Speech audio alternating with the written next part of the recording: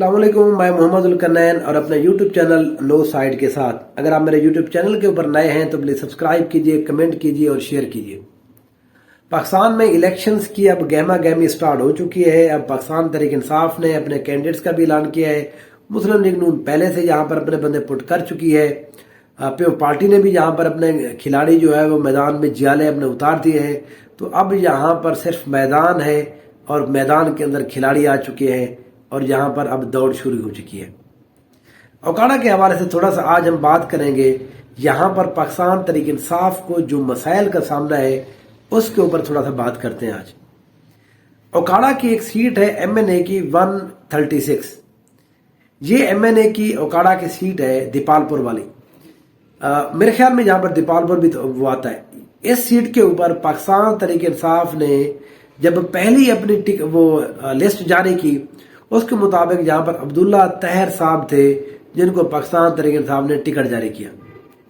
अब ये जो टिकट था ये इस दफा पहली दफा ये बंदे इस दफा इलेक्शन लड़ रहे थे, क्योंकि 2018 के अंदर हमने देखा है यहाँ पर राव हसन सिकंदर इकबाल को यहाँ पर टिकट मिला था, जो यहाँ पर अच्छे 80,000 वोट लेने में जरूर कामयाब हो गए थे। लेकिन इस दफा पाकिस्तान तहरीक इंसाफ ने पार्टी जो टिकट है वो अपना तब्दील किया। अब थोड़ा सा यहाँ पर समझने की बात यह है, इस सीट के ऊपर दो बिरादरियां हैं जो मेन किरदार अदा करती हैं किसी भी जीत की और हार की। वो है एक अराई बिरादरी और दूसरी है राव बिरादरी। अगर यहाँ पर टिकट जो है अब्दुल्ला तहर साहब को मिलता, वो अराई फैमिली के से उनका ताल्लुक है। यहाँ पर राव बिरादरी का जो वोट है वो इस वोट को तकसीम होने का खतरा था। उसकी वजह यह है कि यहाँ पर जो दो विंग्स हैं, माहर अब्दुल सत्तार और उनके साथ एक है सलीम सादिक साहब आए थे। सलीम सादिक साहब ये दोनों के दोनों यहाँ पर अराई बिरादरी से ताल्लुक रखते हैं। तो जो पूरा पैनल है पाकिस्तान तहरीक इंसाफ का वो एक अराई बिरादरी से होने की वजह से उनको यहाँ पर राव बिरादरी का वोट ना मिलने का खतरा था, क्योंकि राव बिरादरी यहाँ पर बहुत पुरानी सियासत करती है। राव सिकंदर इकबाल साहब बड़े फेमस पाकिस्तान पे पार्टी में उस टाइम होते थे, वजीर दिफा भी रहे हैं, वफाकी वजीर भी 2-4 दफा रहे हैं। तो इनके बेटे अब उसके बाद से सियासत कर रहे हैं। इस सीट के ऊपर जरूरी था कि राव हसन सिकंदर या राव सिकंदर इकबाल साहब की फैमिली को यहाँ पर इंगेज किया जाए। अब थोड़ा सा समझने की बात यह कि आखिर पाकिस्तान तहरीक इंसाफ ने अब्दुल्ला तहर को यहाँ पर टिकट क्यों जारी किया। उसकी वजह जो बज़ाहिर नजर आ रही है मुझे वो ये है, इनका यहाँ पर जो अपोजिशन है जिनके साथ इनका मुकाबला है वो है मुस्लिम लीग नून के रियाजुल हक जज साहब। अब रियाजुल हक जज साहब बहुत बड़े सरमायादार हैं, वो बहुत बड़े बिजनेसमैन हैं, वो पैसे वाले बंदे हैं और शहर के इस इलाके के अंदर उनका अपना तूती बोले ना बोले उनका जो पैसा है वो बड़ा बोलता है।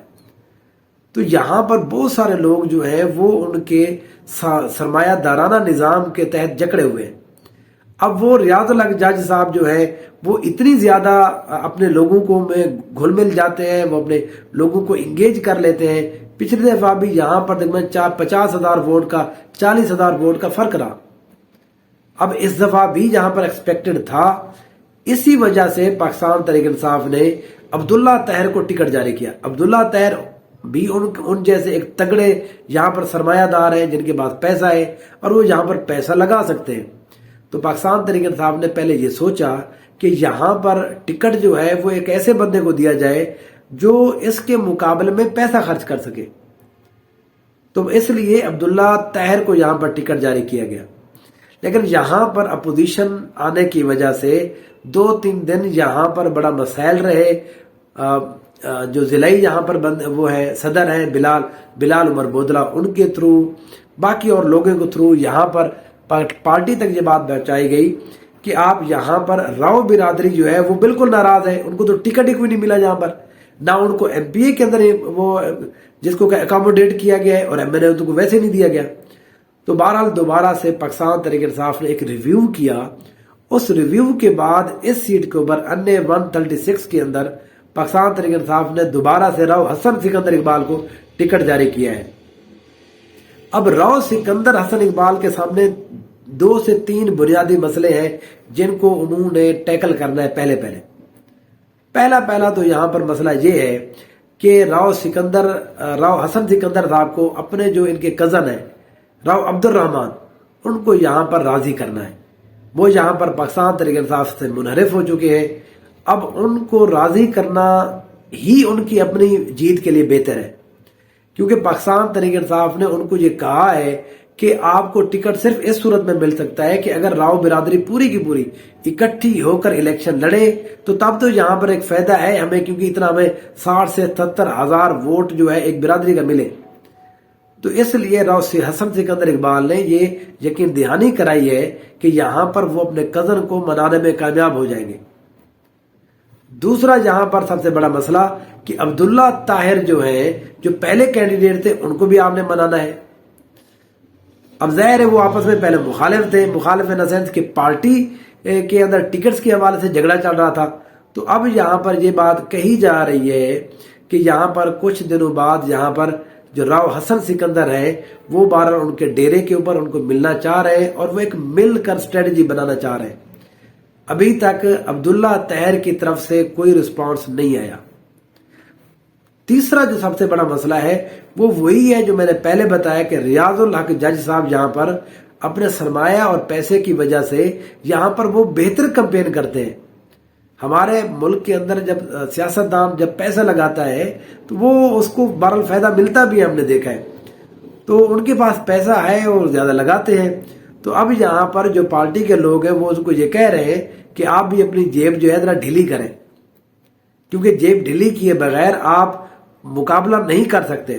پارٹی آپ کو 20 سے 30 40 ہزار ووٹ دے دے گی، آپ کا اپنا ووٹ 60 70 80 ہزار جتنا بھی مل جائے گا، لیکن جو آخر میں آپ نے جو کور کرنا ہے وہ آپ کا ابھی بھی 15 سے 20 ہزار کا گیپ رہ جاتا ہے۔ وہ آپ نے اپنے چلنے پھرنے، اپنی کمپین، اپنے پوسٹر، اپنے پیسہ خرچ کرنے کے بعد آپ کو یہاں پر ملنے کی صورت میں ہو سکتا ہے۔ تو اس لیے یہاں پر اب راؤ حسن سکندر کے سامنے یہ 3 بڑے بڑے مسئلے ہیں جن کو انہوں نے ٹیکل کرنا ہے۔ ریاض الحق جج صاحب یہاں پر 2 دفعہ بن چکے ہیں، وہ بہت پاپولر ہے اس سیٹ کے اوپر۔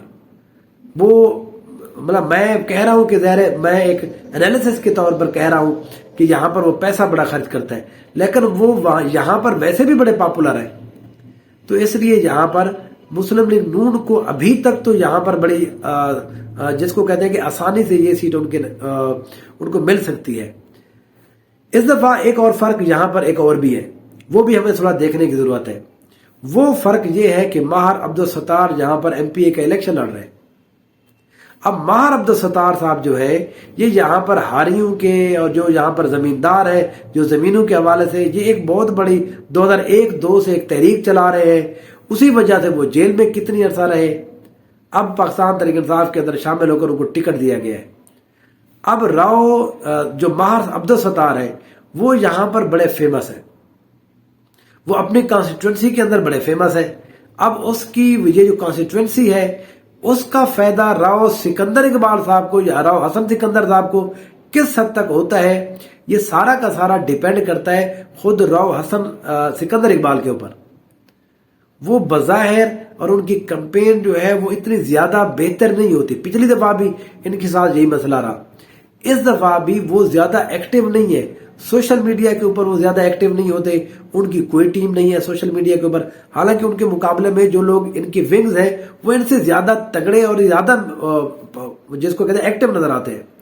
تو اس سیٹ کے اوپر جو ہے ابھی تک کے مطابق جو سب سے پازیٹیو چیز ہے راؤ حسن سکندر کے ساتھ وہ صرف یہی ہے کہ ماہر عبدالستار اس دفعہ ان کی حمایت کر رہے ہیں، اور ماہر عبدالستار کے ساتھ اچھا خاصا ووٹ بینک ہے، اور ماہر عبدالستار جو ہے وہ یہاں پر اب دیپال پور یا اس اوکاڑے کے اندر ایک ریزسٹنس کی علامت کے طور پر دیکھے جاتے ہیں۔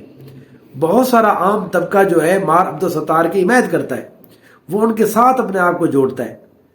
اب یہ ونگ کے ساتھ اگر کوئی بندہ جڑ جاتا ہے تو اب وہ MNA کی یہ ذمہ داری ہے، یا MNA اس کو کس طرح سے ٹیکل کرتا ہے، یہ تو راؤ حسن سکندر صاحب بھی دیکھ سکتے ہیں۔ یہاں پر وہ اپنی کمپین کس طرح سے کرتے ہیں، کیا وہ اسی طرح سے اپنے والد کی طرح یا اپنی طرح جو پچھلے سٹائل میں وہ اپنی کمپین کرتے ہیں، پھر تو ان کو رزلٹ بھی پچھلی طرح سے ملنے کا خطرہ ہے۔ لیکن اس دفعہ ان کو میرا اپنا یہ خیال ہے کہ اگر آپ نے سیاست کرنی ہے تو آپ کو جدید تقاضوں کے مطابق چلنا ہے. آپ بھی اگر اسی جس طرح سے 90s کی سیاست راؤ سکندر اقبال صاحب نے کی ہے، آپ انہی کو دیکھ دیکھ کر اب اپنی سیاست بھی اسی طرح سے کرتے ہیں تو یہاں پر آپ کو پھر رزلٹ اس طرح سے نہیں ملتے. دنیا بہت بدل چکی ہے. یہاں پر ریاض الحق جج صاحب جو ہے وہ آپ ان کی پوری ٹیم کو دیکھیں، وہ ایک بڑا بیلنس کر کے چلتے ہیں. وہ خود اپنی کمپین کر رہے ہوتے ہیں، ان کی سوشل میڈیا یہاں پر بہت ایکٹیو ہوتی ہے. آج ریاض الحق جج صاحب وہاں گئے، آج وہاں گئے، آج وہاں گئے. پھر انہوں نے یہاں پر پاکستان مسلم نون کی جو مریم نواز صاحب ہے ان کا جلسہ بھی کرا دیا.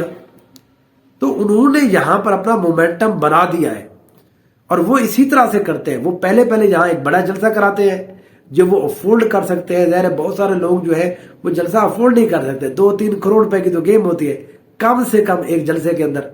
وہ افورڈ کر سکتے ہیں اور وہ پہلے اس طرح سے کرا لیتے ہیں اور اسی وجہ سے وہ اپنا مومنٹم بنا لیتے ہیں. ان کے مخالف جو ہے وہ ذرا ہاتھ کو کھینچا رکھتے ہیں تو اس لیے ان کو یہاں پر مسئلہ ہوتا ہے. اوکاڑے کی ایک اور سیٹ بھی ہے جو ایم پی اے کی 189، وہاں پر بھی تھوڑا سا پرابلم یہ چل رہا ہے پاکستان تحریک انصاف کے ساتھ. وہاں پر جو بلال عمر بودلہ صاحب ہے ایڈوکیٹ، یہ سوشل میڈیا کے اوپر پہلے 6-7 ماہ کے اندر بڑے چائر ہیں. یہ آج کل ضلع صدر بھی ہے، ینگ بھی ہے، پچھلی دفعہ آزاد حیثیت میں الیکشن لڑا تھا. اس سیٹ کے اوپر چودھری طارق ارشاد صاحب بھی ٹکٹ کے وہ چاہتے ہیں کہ مجھے ٹکٹ دیا جائے. اب وہ 2013 میں بھی یہاں پر تھے، 18 میں بھی تھے اور دونوں دفعہ ہار چکے ہیں. اب لیکن اس دفعہ مسئلہ یہ ہے کہ وہ بھی اسی طرح سے سختیاں برداشت کی ہیں. ان کے قریبی جو بندے ہیں وہ ابھی تک جیل میں پڑے ہوئے ہیں. وہ خود ان کے اور بندے جیل سے گئے ہیں، چھوٹ کے آئے ہیں، وہ پھر اس کے بعد سکون سے بیٹھ گئے ہیں. لیکن اگر ہم بلال عمر بودلہ کی بات کریں تو وہ جو سخت حالات تھے جب پاکستان تحریک انصاف کا کوئی بندہ نام نہیں لیتا تھا تو بلال عمر بودلہ صاحب سوشل میڈیا کے اوپر ہر جگہ کے اوپر انہوں نے پاکستان تحریک انصاف کو ریپرزینٹ کیا اور اچھا ریپرزینٹ کیا. اب ان کا بھی حق بنتا ہے. تو اب پاکستان تحریک انصاف سے پچھلے 8 دن سے یہ فیصلہ نہیں ہو پا رہا یہاں پر ٹکٹ کس کو جاری کیا جائے. یہاں پر ٹکٹ کسی کو بھی جاری کیا جائے، اگر وہ یہ دونوں ہی مل گئے، چاہے طارق ارشاد صاحب کو ٹکٹ ملے، عمر بودلہ ان کی حمایت کریں بلال عمر، یا بلال عمر کو ملے اور طارق ارشاد ان کی حمایت کریں، ان دونوں کے ملنے سے ہی ان کو یہاں پر ٹکٹ مل سکتی ہے، جیت سکتے ہیں. ادروائز یہاں پر ان کا جیتنا مجھے اب بھی مشکل دکھائی دیتا ہے. دیکھتے ہیں آنے والے دنوں میں یہاں پر اور کیا کیا ہوتا ہے. میرے ساتھ جڑے رہیے. Thank you so much.